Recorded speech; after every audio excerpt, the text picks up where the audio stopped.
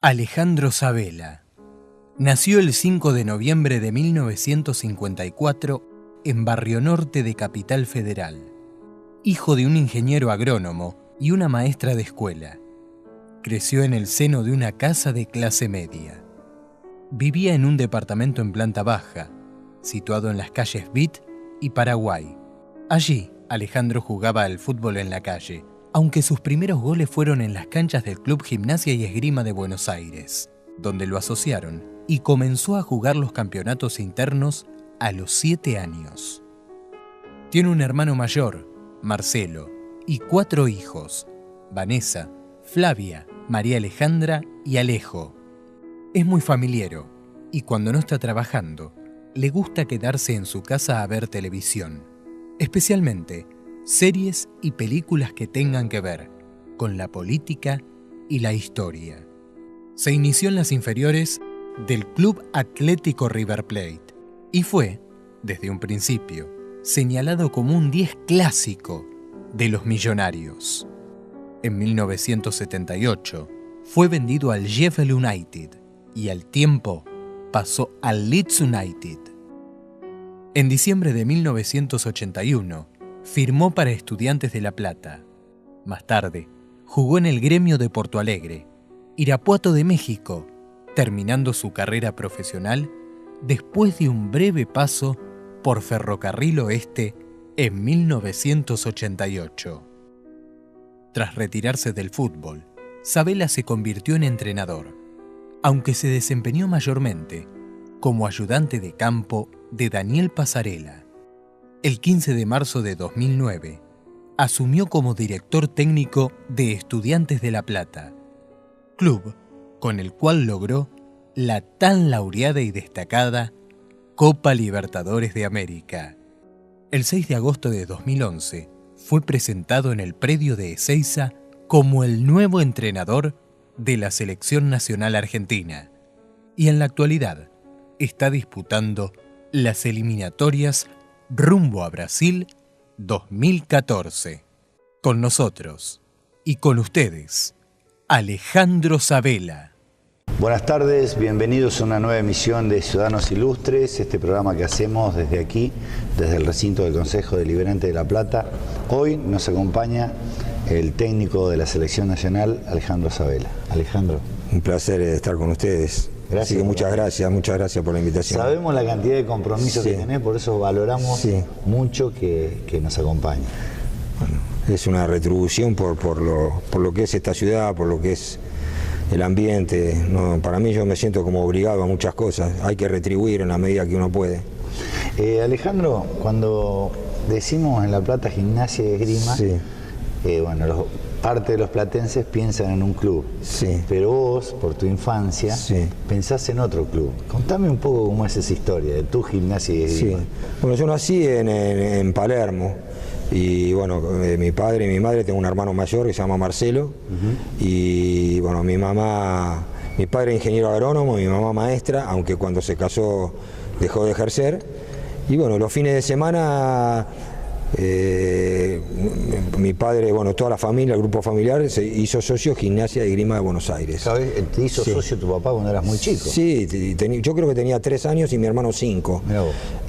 Bueno, y tiene 3 sedes, la que está sobre Figueroa Alcorta, yendo para River, la otra un poquito antes, justo enfrente del hipódromo, y la sede central que está en el centro, ahí a 3 cuadras del Obelisco. Y nosotros íbamos siempre donde se jugaba el fútbol. Claro. Así que somos animales, así como se habla, hay unos que son animales políticos, están los animales del fútbol también, ¿no? Así que tu familia pasaba mucho tiempo en el club los fines de semana. El fin de semana era prácticamente religión. Yo soy bastante parecido a mi padre en muchas cosas, ¿no? Y bueno, mi papá tenía un jeep y yo creo que lo hacía de memoria el camino. De memoria, porque sábado y domingo era ir al club y rogar que no lloviera para que no se suspendieran los campeonatos, porque ya de chiquito, bueno, al principio no, pero después, 2 o 3 años después, ya nos anotamos dentro del campeonato interno de ahí de Geva. Claro, porque eran muy reconocidos, muy importantes los campeonatos de fútbol que había en el club, ¿no? Era importante, había mucha gente ligada al fútbol, claro. Siempre amigos de los amigos, estaba River cerca, entonces claro, siempre había gente de River. Y sí, después con el tiempo muchos jugadores fueron a jugar ahí, no ya en mi época, sino mucho después, pero sí eran importantes. Y nosotros estábamos ahí, era una religión, ¿Tu mamá sí. Maestra? Mi mamá maestra, sí. Así que ella dejó de trabajar para ocuparse de los hijos, sí, para criar a los hijos, sí. Y ahí en Geva, para contar una anécdota que ya nosotros, por ejemplo, terminábamos. Me acuerdo la tristeza que era, a todos les ha pasado, a todos los chicos, la alegría de los viernes cuando salís del colegio, claro, y la tristeza del domingo cuando ya empieza la tardecita del domingo, que tenés que volver al colegio, ¿no? Y nosotros, como todo, que las mujeres siempre demoran más en cambiarse, que se tienen que bañar y qué sé yo, entonces yo me iba con mi padre, bueno, mi padre al principio éramos chiquitos, estábamos en infantiles y nos cambiaba mi mamá, pero ya después cuando éramos más grandes, aunque no tanto, ¿y qué era lo que hacíamos? Estaba en la calle interna del club, mi padre ponía en 45 grados el auto, encendía las luces del jeep y había un arco. Entonces nosotros volvíamos a jugar al fútbol, tirábamos centro, cabeceábamos, uno tiraba al centro, uno cabeceaba o remataba y el otro iba al arco. Mi papá siempre tiraba a los centros, con mi hermano no nos cambiábamos. Entonces después llegábamos a casa y nos teníamos que bañar de nuevo y cambiar de nuevo. Porque no había servido de nada la ducha o... ¿Tu viejo a la par de ustedes? A la par, sí, a la par, sí. ¿Y tu hermano cómo jugaba? Jugaba bien mi hermano. Mi hermano jugaba de 5, muy bien. Distribuía muy bien el juego. Tuvo un problema alérgico y tenía problemas en el invierno. No llegó a ser asmático, pero problemas respiratorios, pero muy buen jugador. Como mi viejo, jugaba a 2 toques, trabaja en una empresa. Mi papá ingeniero agrónomo, mi hermano estudió agronomía, pero dejó faltando un año y ahora trabaja en una empresa. Y jugaba como mi papá, o sea, en el sentido, mi papá jugaba más de wing izquierdo falso, claro, pero paraban y tocaban la pelota, y yo gambeteaba. Entonces mi viejo siempre se enojaba. Mi viejo era de los que, o sea, siempre me decía lo que me faltaba o lo que hacía mal, y eso, bueno, por un lado estaba bien. Entonces que yo gambeteaba mucho y que tenía que correr más para recuperar la pelota, y bueno, así que cambiábamos así opiniones. Decime, escuela primaria, escuela secundaria. Sí, estudié en el primario de la escuela religiosa, en el Arturo Gómez, quedaba en la calle Julián Álvarez. ¿Era bravo? ¿Tenías escuela religiosa en ese momento o era piola? Porque viste que por ahí uno lo siente, el colegio religioso estricto. Sí, no era, depende. Para la mentalidad que teníamos nosotros en esa época era algo normal, de repente ahora lo veríamos como estricto. No era mixto, de un lado estaban los varones, de otro las mujeres, y después en el secundario estudié en el Colegio Guadalupe. Y también era colegio de varones. ¿Te encontraste con amigos y compañeros de la escuela secundaria? De la primaria no, del secundario sí, aunque ahora hace rato que no.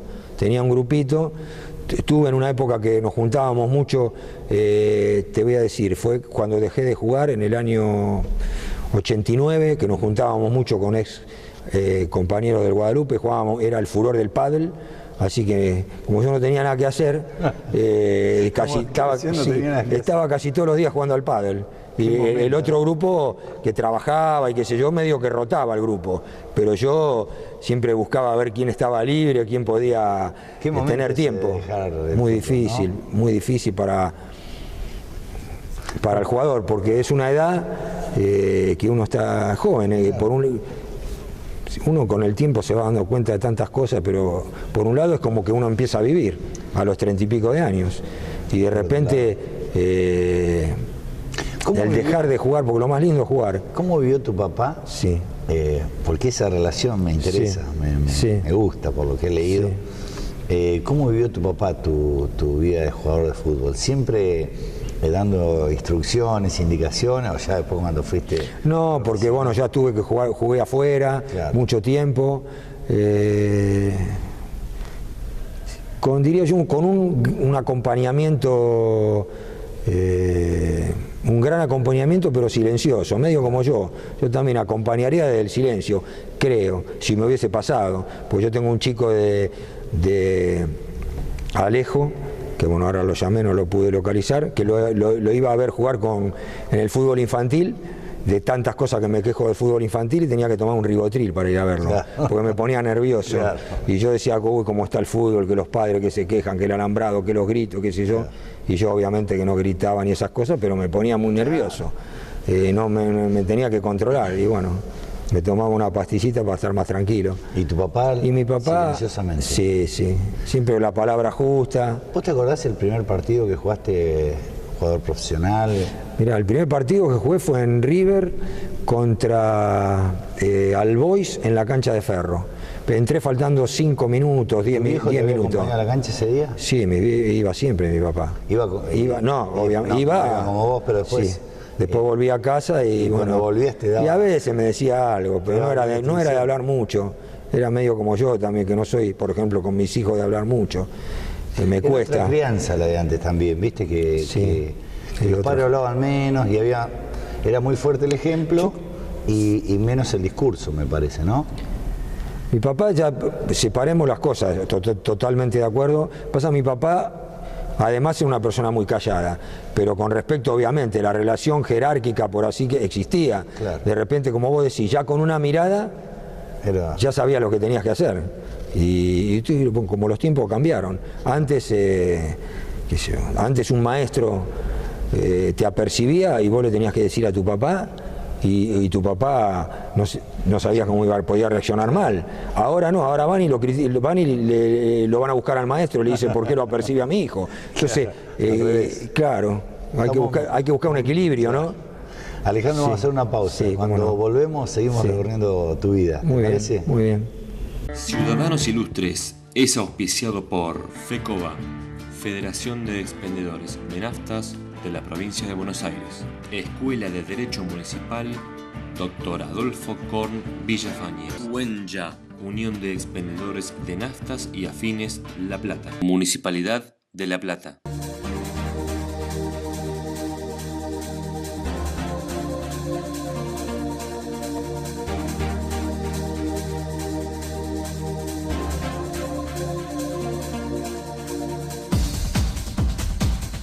Gimnasio Fitness. 800 metros cuadrados de infraestructura dedicados a obtener tu completo bienestar psicofísico. Por eso a las tradicionales técnicas de aeróbica, musculación con carga y máquinas, agregamos clases personalizadas de pilates, pilates con máquinas y asesoramiento médico. En calle 40 entre 14 y 15, Gimnasio Fitness, dirigido por el profesor universitario Adrián Simonato. Centro Médico de Día Sana Sana, especializado en adultos mayores con capacidades diferentes. Atención personalizada, profesionales de excelencia. Calle 505, número 2546, entre 20 y 21. Centro Médico Sana Sana, algo distinto para gente especial.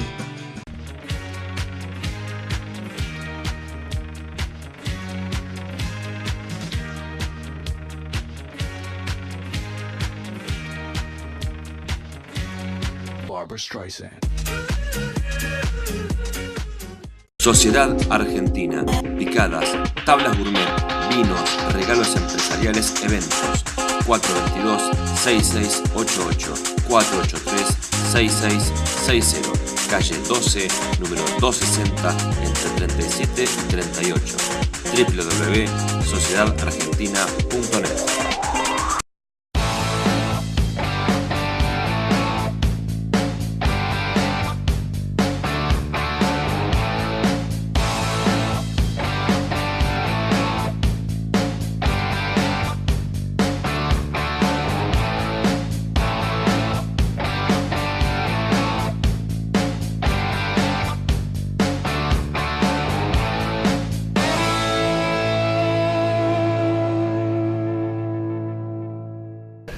Seguimos en Ciudadanos Ilustres con Alejandro Sabela.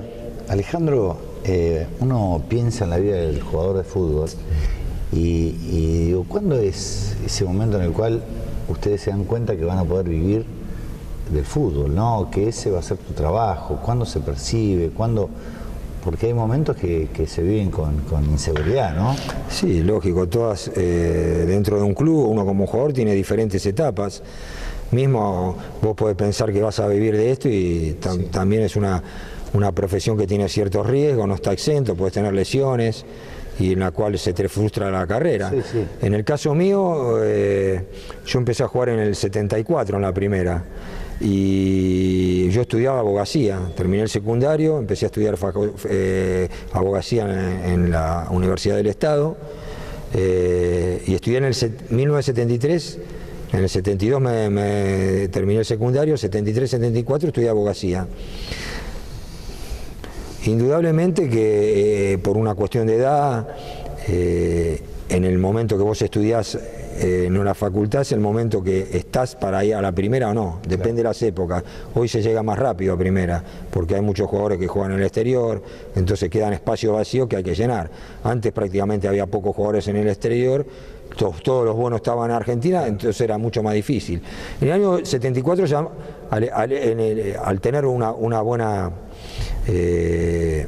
performance, porque yo tuve un muy buen año en quinta, yo entré en River en sexta, en quinta exploté, como se dice habitualmente, ya en cuarta hice medio año en cuarta, medio año en tercera, y ya después hice medio año en tercera, y después la segunda mitad del año ya empecé a trabajar con la primera. Entonces ahí ya empecé a vislumbrar que tenía posibilidades de vivir del fútbol, más allá de que uno piensa que también le puede pasar algo. Sí, sí. Y bueno, ahí fue en el momento que un poco por comodidad, diría yo, porque abogacía dentro que era una carrera que me gustaba por un lado y también te ofrecía el hecho de que no tenías muchas clases, las prácticas. Entonces, exacto, la podías dar libre, era otro tipo de carrera. Ahora, ¿no había muchos jugadores que estudiaran? No había. En la división mía, un amigo mío, Daniel Crespo, se recibió de abogado y es el abogado de River, es el abogado del club, claro. El abogado de River hoy en día. Sí. O sea que sí, en realidad creo que ahora hay más, pero no es lo común, no es lo usual. Y bueno, en esa época, en el 74, cuando empecé a estar con la primera, uno ya vislumbraba la posibilidad de vivir del fútbol. Vos tuviste como técnico a La Bruna. Sí.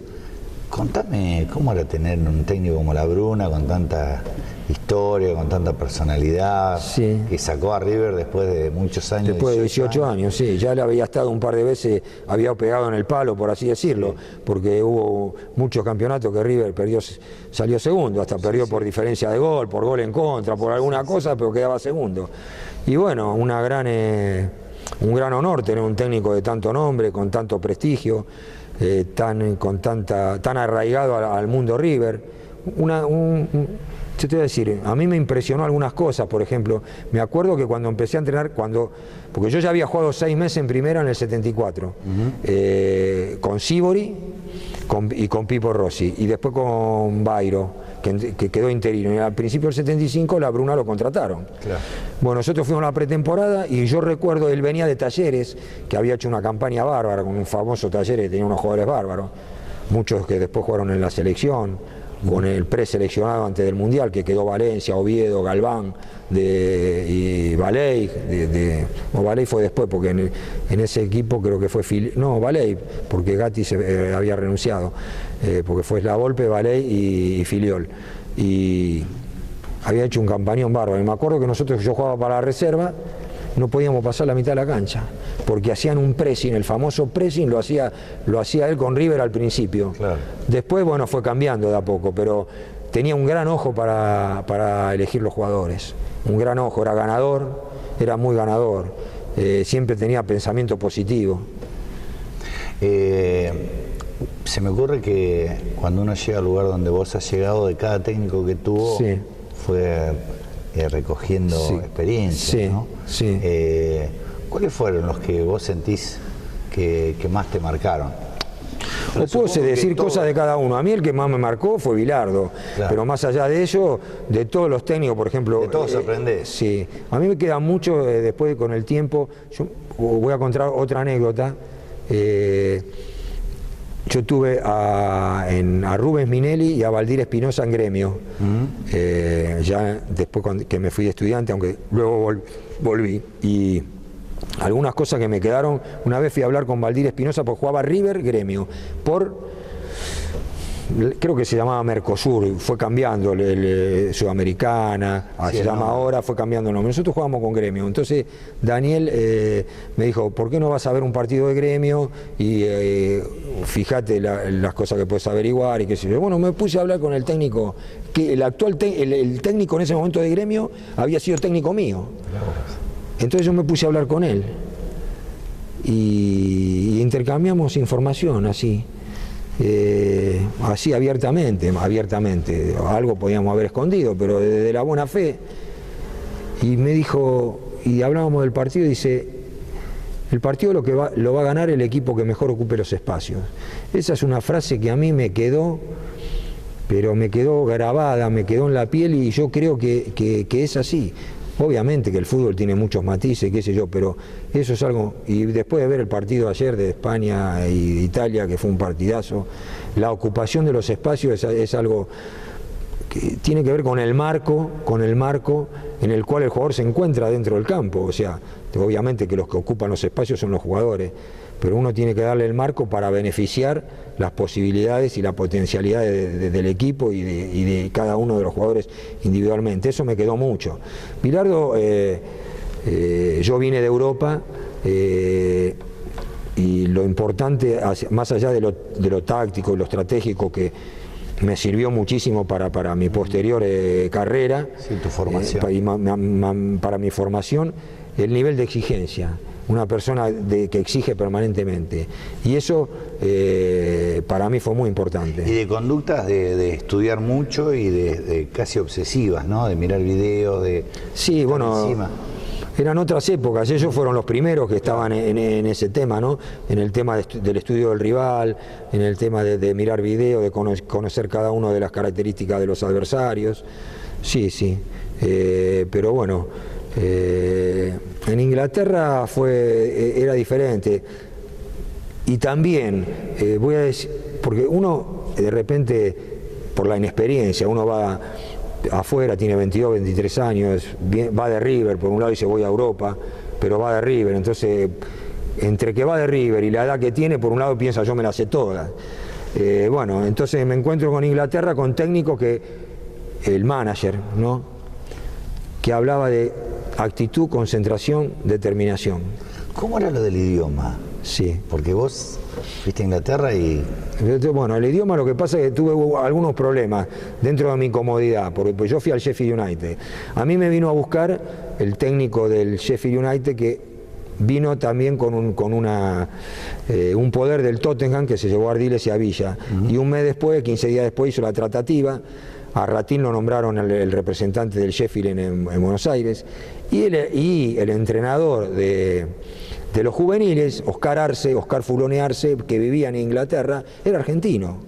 Así que me manejaba mucho con ellos. Además de eso, el asistente del manager era uruguayo, Daniel Vergara, y en Inglaterra hay dos tipos de entrenadores. El entrenador se llama manager, que es una especie de gerente del club, claro, más allá de ser el entrenador. Y está el que es de campo y el que no es de campo. O sea, el equipo lo forma él, va a la cancha, va a la charla, se los cambia, todo. Pero durante la semana, en una de esas, el que trabaja es el asistente. Entonces yo trabajaba toda la semana con el asistente, salvo el día que hacíamos fútbol, que venía el manager. O sea, con lo cual tenías resuelto. Era una cosa a favor y una cosa en contra. Me perjudicó para el aprendizaje del inglés. El inglés lo empecé a aprender, dentro de todo, un poco más adelante. Mientras tanto pichuleaba, porque aparte, el entrenador de los juveniles argentino vivía a 50 metros de mi casa. O sea que yo, y además el inglés que hablaba el uruguayo no es lo mismo que el que puede hablar un británico, o un inglés, un escocés, que los escoceses no le entendés nada cuando hablan, ¿viste? Es como cuando más subís, o sea, es lo mismo que escuchás, vos hablás con alguien de Porto Alegre y le entendés más que si te vas a hablar con un baiano, con uno de Belén. Cuanto más subís es más cerrado el idioma. El escocés también, más cerrado, y si te hace más difícil. Entonces a mí tenía esa ventaja también, que me era más fácil entenderle al uruguayo que hablaba inglés. Y aparte que en el fútbol, en general, vos vas, entrenás, te volvés a tu casa, y en el fútbol hay como un léxico, ¿viste?, de ciertas palabras, entonces se repetían mucho las palabras, las indicaciones, pero para no perderme del tema, y yo, ¿y este de fútbol cuándo va a hablar? El manager, cuando decía actitud, concentración, determinación. ¿Y cuándo va a hablar de fútbol? Y cuando pasa el tiempo, uno va quedando algunas cosas. Es fundamental. La cabeza es algo fundamental. Es el centro de todo. Si no tenés una buena cabeza para tener la actitud necesaria, la concentración necesaria y la determinación necesaria, todos los otros valores que tenés, los valores físicos y los valores técnicos, no te sirven de nada. Está bien, si no tenés valores físicos y valores técnicos, no vas a llegar a jugar a primera, pero si no tenés cabeza tampoco. Sobre todo mantenerte en un nivel, en un juego tan exigente, tan estresante, tan pasional. Para mantenerte tenés que tener una cabeza muy fuerte, sobre todo cuanto más alto es el nivel, más fuerte tenés que tener la cabeza. Entonces esas cosas me quedaron. Alejandro, nosotros vamos terminando este primer programa, nosotros nos quedamos hablando y yo voy a cerrar el programa, ¿te parece? Perfecto, bárbaro. Bueno, y nosotros nos volvemos a encontrar aquí en el recinto del Consejo Deliberante.